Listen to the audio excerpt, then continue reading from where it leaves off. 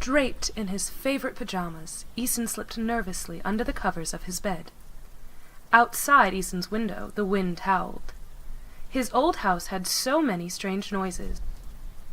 As the wind made its way inside, it sounded like the house was breathing. A creak here and there ran through the house, as if someone was walking upon its old wooden floorboards. But when Easton lifted his head to look, no one was ever there. One night his mother noticed Easton's apprehension. She observed his room with her large green eyes. Comfortingly, she leaned over him and mussed the top of his brown hair, causing her long ebony locks with their indigo streak to spill forward onto the boy. Moonlight illumined her arm, highlighting a tattoo of ravens perched on the branches of a sakura tree. When I was your age, I used to fear the sounds this house made, until Gran explained to me that the sounds were just fairies making mischief all about it. Like the fairies in The Great Raven King? Just like them. Shall we read the book again? Easton nodded eagerly to her suggestion. His mother walked toward the bookcase, and the floorboards creaked under her. From the many books she retrieved one that appeared very ordinary. The cover depicted a series of stones, placed in a circle. Easton looked at the cover and remembered his mother explaining to him that it was a circle called a fairy ring. It was believed that you could travel through them to enter the realm of the fairies. One day, I want to be just like the Raven King. Then, I can save the Unreal and be a knight, just like Matilda. Smiling warmly at his words, his mother slowly opened the book, when something very strange happened. The wind blew suddenly more powerful, and the house made a strange and human-like sigh of relief. The pair looked at each other, making sure they both heard the same peculiar sound, their wide eyes confirming to one another that they had. With slight hesitation, the mother began to read aloud, her emerald eyes strangely becoming brighter. The rain poured heavily outside as lightning began to strike.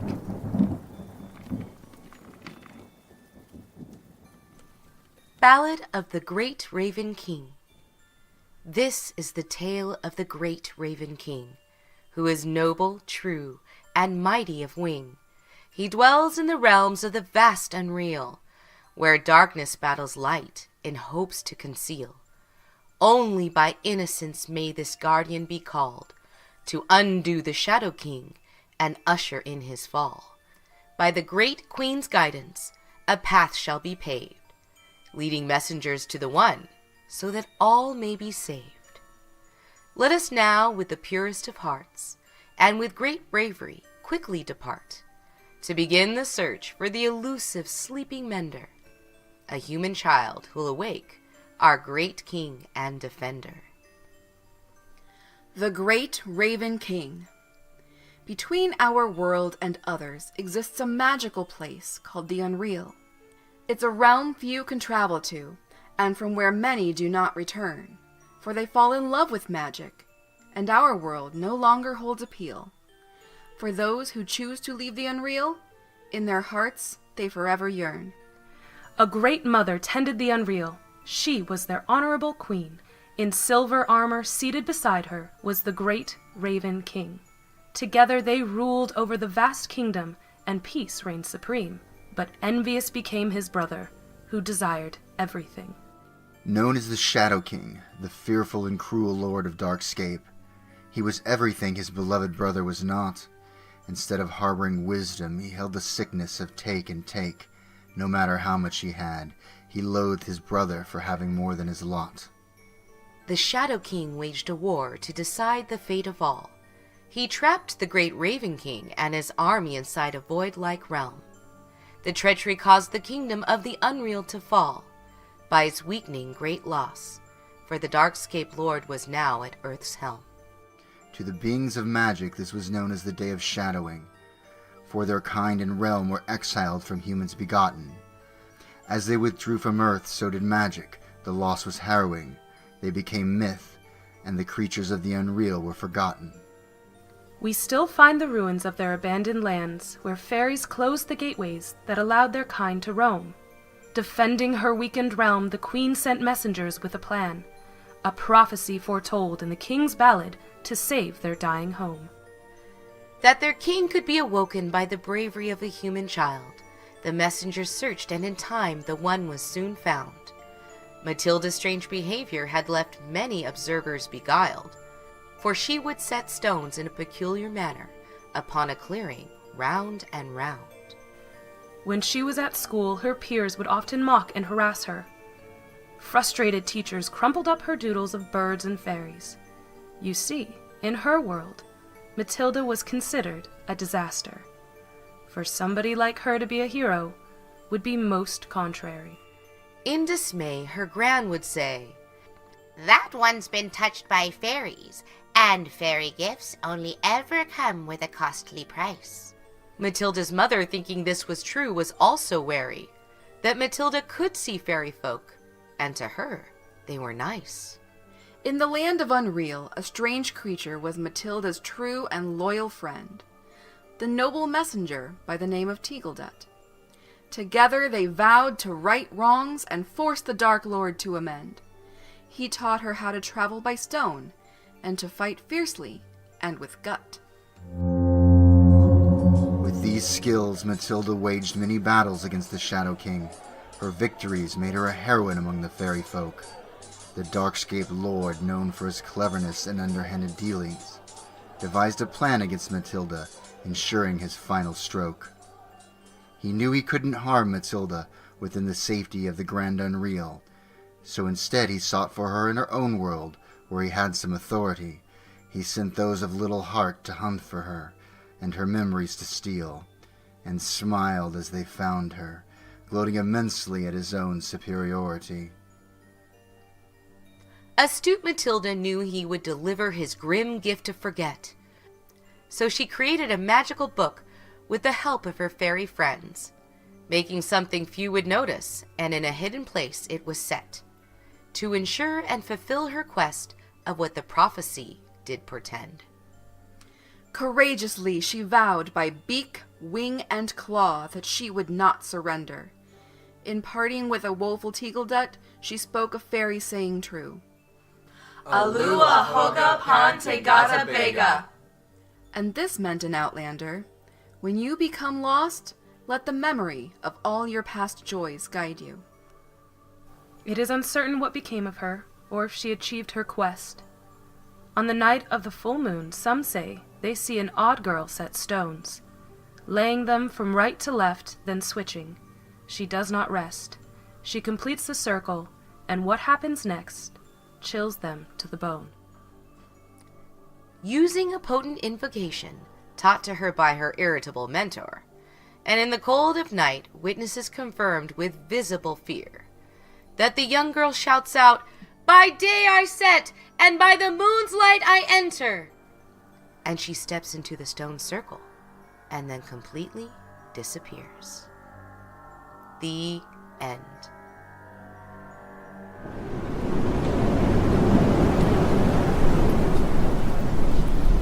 Æson and his mother sat on the bed for a few silent moments.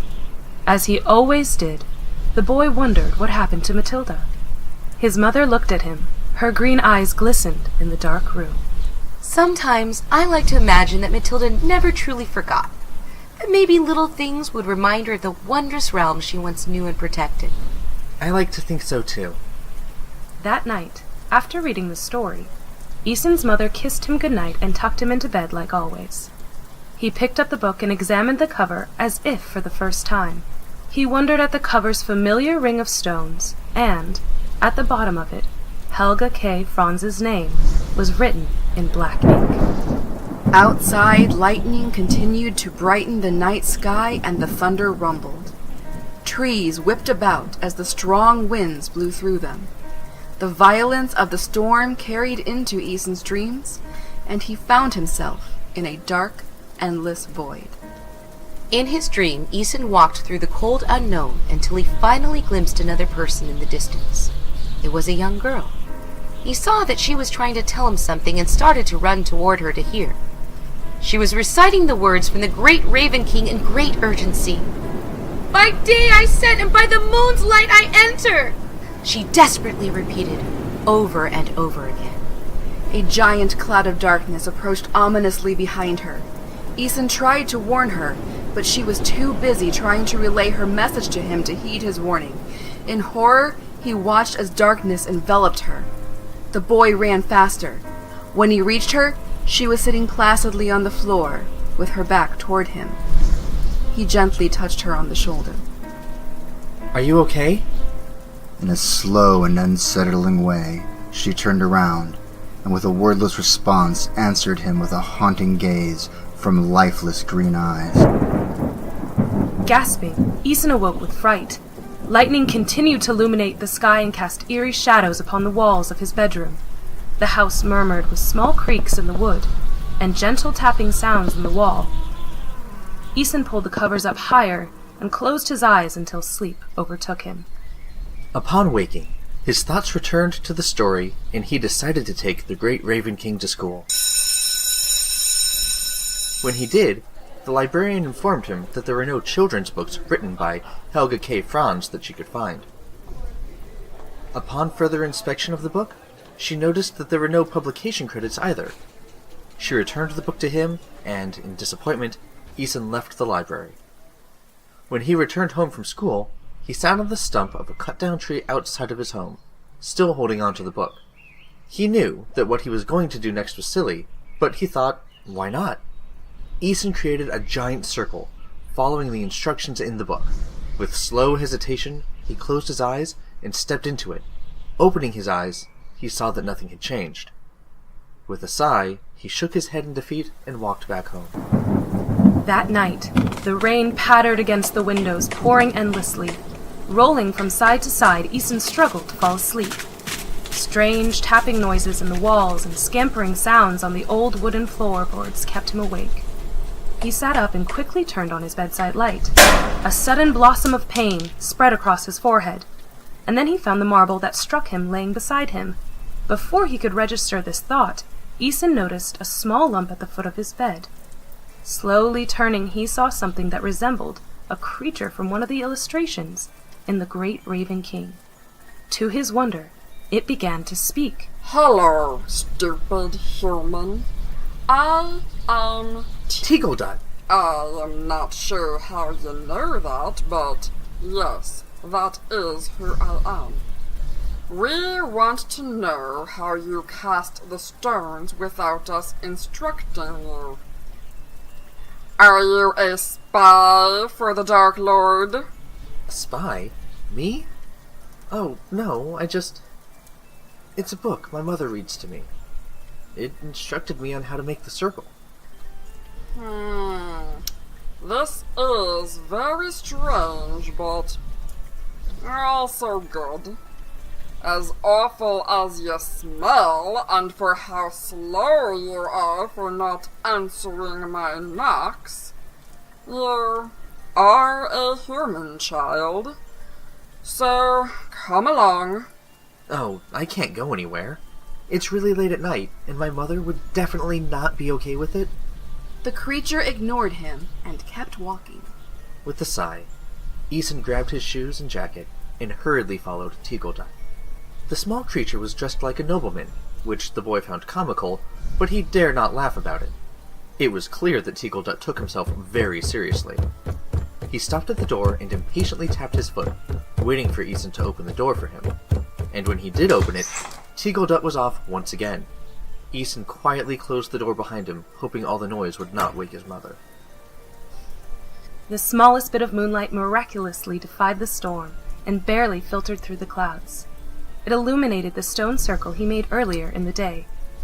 Teagledot ignored the bad weather and walked towards the circle of stones. Then he said, By day I set, and by the moon's light I enter. As he did this, Aeson tried to explain to Teagledot that it wouldn't work. But to his surprise, the creature stepped inside the stone circle and disappeared. Aeson followed, but nothing happened. Maybe it was the moonlight that was missing when he tried earlier that day. Repeating everything Teagledot did, he said the words. As he stepped through, he was immediately blinded by golden, warm sunlight. The beautiful and melodic songs of birds singing struck his ears. Their songs were unlike any he had ever heard before. As his eyes adjusted, he deeply inhaled and took in the wonders that lay before him. Teagledut feigned patience as he waited for Æson. The boy looked around, and he was surrounded by a great and ancient forest. The stone circle was much larger now and enclosed a giant meadow. Fairies were caring for small flowers and enticing them to grow. A small fairy with flowers in her long and wavy hair played a strange game with a rat-like creature upon a stump. The game vaguely reminded Æson of chess. He noticed the opposing pieces for each side represented as the Shadow King and the Raven King. The air was busy with the dancing and the motion of the fairies.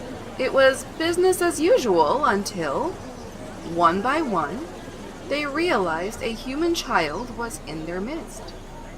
They stopped what they were doing. A few fairies rushed toward him. One flew alarmingly close to his eyes and pulled up his eyelid. Oh, this one here. It's got green eyes, just like the last one. Æson gently shooed the fairy away. A gnome, puffing on a pipe, gave him a scrutinizing eye. It seems familiar, like we've seen it before. I know humans all sort of look the same, but this one has a striking resemblance to the one before it, don't you think? Move along now. You're all acting like you've never seen a human before. Be gone with ya! We must get your stinky human to our gracious queen. She is just past the barrier. Barrier?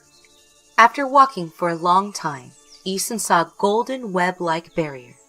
Teagledut made a few delicate and quick gestures with his tiny hands. He signaled for Æson to continue with him. The boy shook his head in disbelief, but followed anyway. For Æson, stepping through the barrier was quite different than stepping through the fairy ring. It felt like taking a warm bath, but instead of cleansing the body, it refreshed the soul. Æson felt a sudden sense of peace and contentment. Before him was the great fairy court of the unreal. In eternal celebration, the inhabitants danced in reverie. A group of tall elven musicians played the most delightful music he had ever heard. They were nestled deeply in the protected heart of a timeless forest. Within the forest, old cherry blossom trees were intermingled. Pink blossoms fell lazily from the trees onto the forest floor. In the center of the court was an ancient, gnarled, giant oak tree. He noticed there were 2 natural thrones that had grown along the oak tree's massive limbs. In one regally sat the Queen of the Unreal. The other was vacant. Sadness filled Æson when he saw this, and he felt like something vital had been taken away from this place. A strange feeling of loss overtook him. With sorrow, the Queen too observed the empty seat beside her. The Queen of the Unreal was one of the most beautiful beings he'd ever seen. She shimmered like dew in the morning light. Her golden eyes languidly gazed, lost in contemplation. Her full lips were a delicate auburn hue, her skin the color of fertile earth. Her arms were longer than a human's and thin. They reminded him of the branches on a tree, because her skin looked like it was made from the wood itself. A variety of flowers grew from her thick, curly, flame-like hair. Upon her head was a golden crown, made of the curled branches of a sakura, with lovely blossoms throughout. She turned her powerful gaze onto Æson, and a hope blossomed within her eyes. She made a graceful motion, and the music and dancing stopped. She observed him with great scrutiny. There is something very familiar about you. Tell me, how is it that you came to be here? We have been shut off from the human world for a long time. Teagledut bowed deeply and quickly kicked Æson's leg to follow suit. Ow! Æson awkwardly bowed and responded. My mother read me a story called The Great Raven King, and in the story, it described how to summon the portal. The Queen's eyes lit up, and momentarily cast away the sorrow that haunted them. Please, tell me more about this book. He explained the story and described the colorful illustrations and how the book was made by Helga K. Franz. This sent the fairy folk into a laughing frenzy. Æson looked around in confusion. What's so funny? It's a peculiar caricature that Matilda made up. She pretended to be Helga, and would make us laugh to tears. Oh, how we miss Matilda. So it was her book that led you here. I wish we could have greeted you under better circumstances. We have been at war with the Shadow King, and I fear we are at the end of this battle. He has almost broken down the remaining barriers that protect us. Aeson peered into the distance and saw the dark and stormy clouds approaching. Is there anything I can do? The queen pondered this and put a hand on the empty throne next to her. The Shadow King tricked my husband, the great Raven King, and imprisoned him within the Darkscape. Based upon what you are telling me about this book, he must have found Matilda and erased her memory of us as well. I can't ask anything of you, dear human child. It is far too dangerous. But I want to help. Please, let me. You look so familiar. Your eyes. They remind me of something. No, of someone. Child, tell me about your mother. Aeson described his mother as best he could. He spoke of her quirks, the food she ate, and the way she talked with her hands. He noticed the queen looked pained. I see. I'm not sure how to tell you this, but I believe that your mother is in fact Matilda. How is that even possible? They have different names. They must have completely wiped away her memories of who she used to be. But we have a saying, Alua Hoga Pantagata Bega. Through misty eyes, the queen smiled and wiped away a single crystalline tear. Yes, that is it. So she never truly abandoned us. Your mother was such a brave warrior. She fought so many battles to keep us safe. Therefore, I cannot allow you into the Darkscape. Matilda has already sacrificed too much.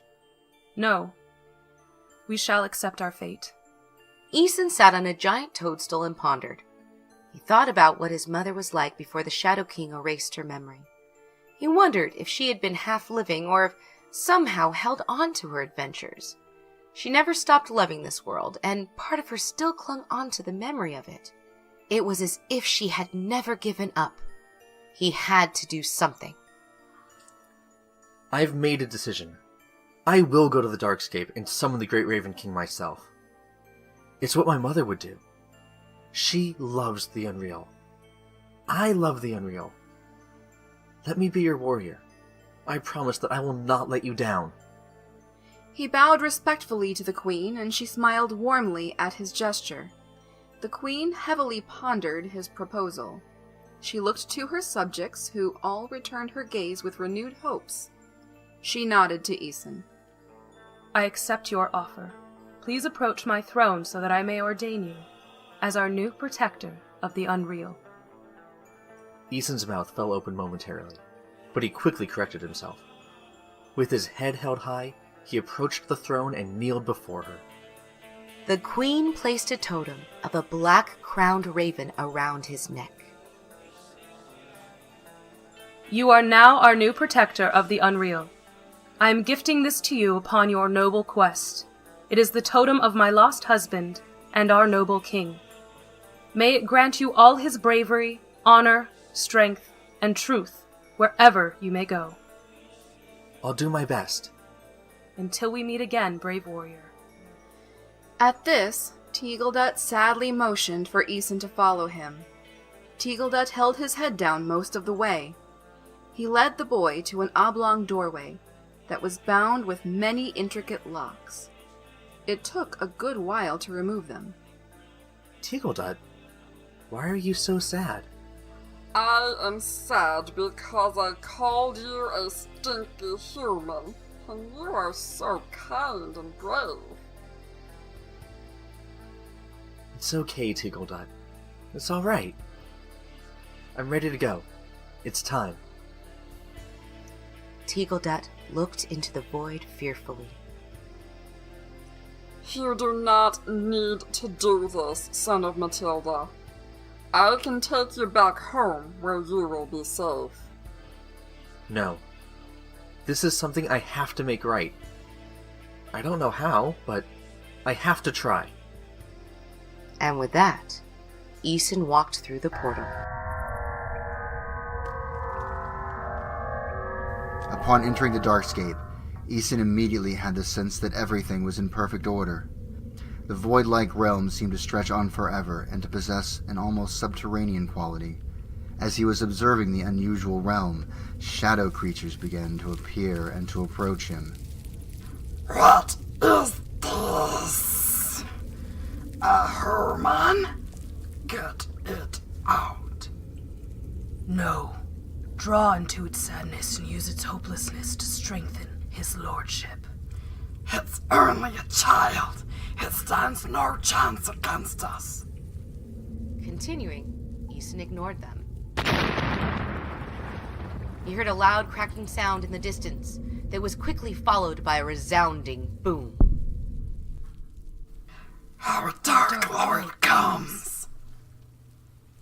Tightly gripping the small raven totem in his hand, Eason moved forward until suddenly the Shadow King was before him. With a sharp intake of breath, Eason hurriedly took a few steps back. The Shadow King was immensely tall and clad in old, dented armor. He smiled a sly, slippery smile. His large eyes were dark, vertical voids that made Eason feel cold inside. Enrobed in all of humanity's primal fears, the king represented that which had been stuffed into the Shadow Realm. He was a terrifying sight. The Shadow King laughed, and the sound of it drained the bravery from Eason. Did your widow queen send you? Did she ever tell you she sent someone else before you? In fact, you remind me of her. What was that girl's name? Mary. Margaret.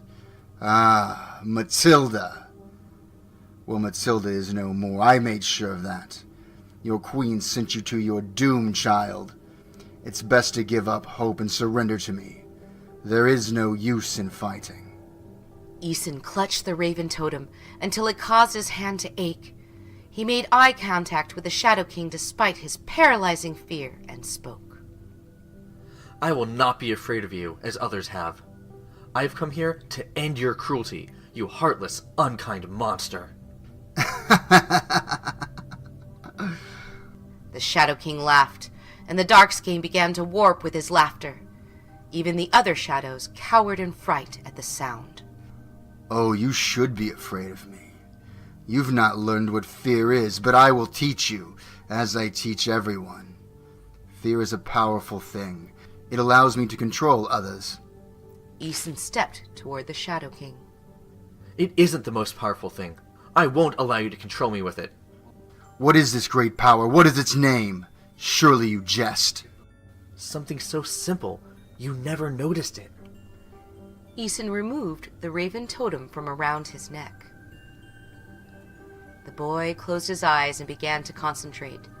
As he did, an image of his mother appeared above him, her hair floating around her and her arms cast wide open like Eason's were.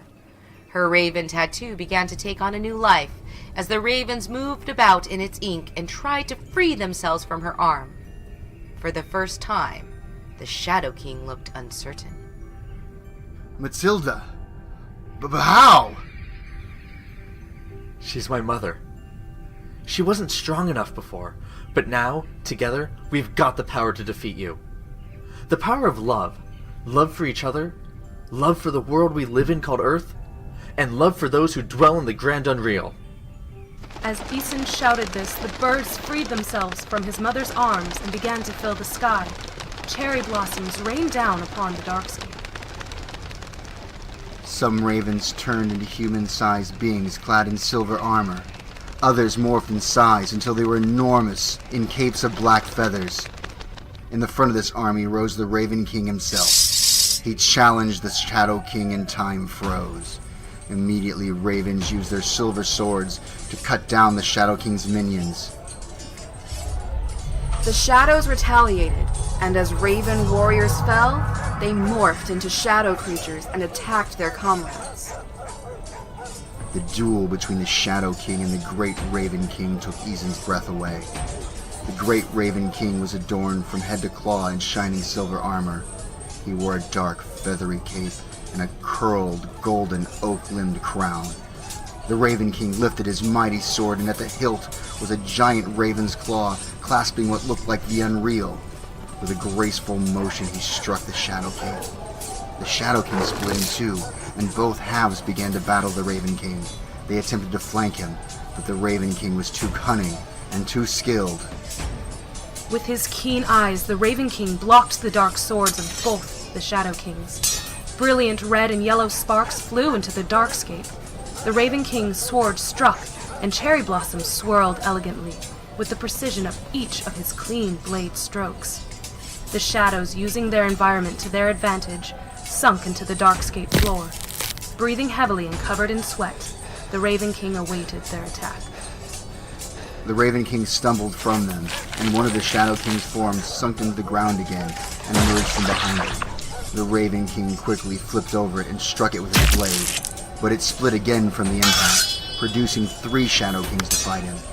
One charged at the Raven King with its swords upraised, while the other tried to creep up at his side. While engaging with it, the Raven King failed to notice that the third had gotten him. With a sudden movement, the third slashed at the Raven King, and black feathers flew about. He made a sound like a human and a bird screeching in pain at the same time. Clutching his now injured wing, he was slowly surrounded by the 3 Shadow Kings. No. What do I do? I wonder, if my fear strengthens the Shadow King, can my hopes help the Raven King? Eason closed his eyes and began to focus. In his mind, he imagined the trees, flowers, magical creatures, and everything else wondrous that he could think of within the darkscape. Raising his small hands, and with gentle movements, he orchestrated his thoughts and willed them into being. The darkscape began to transform. Then Eason opened his eyes and saw what he'd done, how the darkscape had transformed. He had strengthened the Raven King and had weakened the Shadow King's form. They cried out in anger as the Raven King struck true and vanquished the 3 Shadow Kings with one final giant stroke of his sword. The Shadow King fell and separated no more. He was defeated. The Raven King and his army rallied and approached Eason. The great Raven King removed his mask. He had long black hair and alabaster skin. His dark, wise eyes held virtue, honesty, honor, and devotion within them. The king signaled to his army, and they all kneeled before Eason. With a newfound sense of courage and composure, Eason walked over to the Raven King and put his arms around him. He then returned to the king the totem that the queen had given him. The Raven King smiled warmly. There was much rejoicing as the bridge connecting the darkscape and the unreal began to reform and heal.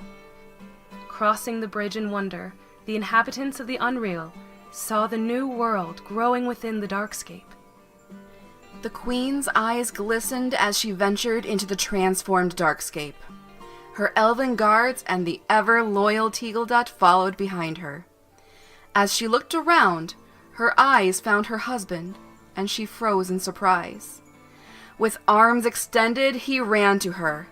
Illuminated like the sun, she leaned toward him, and they embraced, kissing one another as everyone cheered in triumph.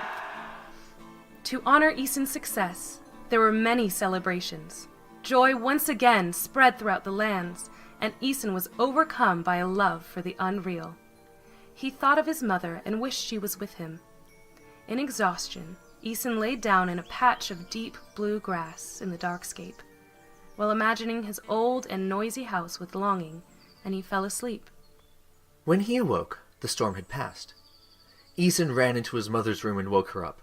He shared his adventure with his mother, who smiled at him. When he finished, she gave him a big hug, which felt even better than when the army knelt before him in the unreal. What a beautiful story, Eason. I don't think anyone could have finished it better. Perhaps one day you'll write it down for someone just like you to read. But the boy couldn't forget his strange dream.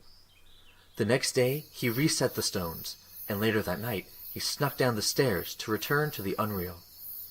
As he opened the door, his mother, catching him, said, "And where do you think you're going so late?" "I'm going to visit the unreal." "Well, can I join you? I've got my coat. Let's go." He smiled and started to laugh. He knew his mother didn't believe him, but he was grateful that she was willing to humor him. He reminded her of the words they'd have to say. "By day I set, and by the moon's light I enter." Eason entered the portal first, so that when his mother walked through, he would be there to see the wonder upon her face as Matilda returned to the unreal. You're listening to The Great Raven King Part 3 by Stephanie Alia, adapted for Radioplay by Ghislaine. Featuring the voices of Valerie Smith, Ghislaine, Stephen Farbman, Danielle May, and Ryan of Intervision. Edited by Producer Ryan. Produced by Intervision Entertainment and What Happens After 2 a.m. With music provided by freemusicarchive.org. And artwork for the Scintillating Stories logo, as well as illustrations for The Great Raven King by the amazingly talented Lindsay Payton. Special thanks to Producer Kendra for encouraging our mission of sharing stories with the world. Catch more shenanigans from Intervision Entertainment on Spotify, iTunes, Podbean, and YouTube, and of course on our website intervisionentertainment.com, where you can also buy tickets to catch Scintillating Stories live in San Diego. Oh, and please find us on all the social media apps you use. We're here and we're looking for you. Finally, help keep the vision alive and consider donating to Intervision Entertainment on patreon.com.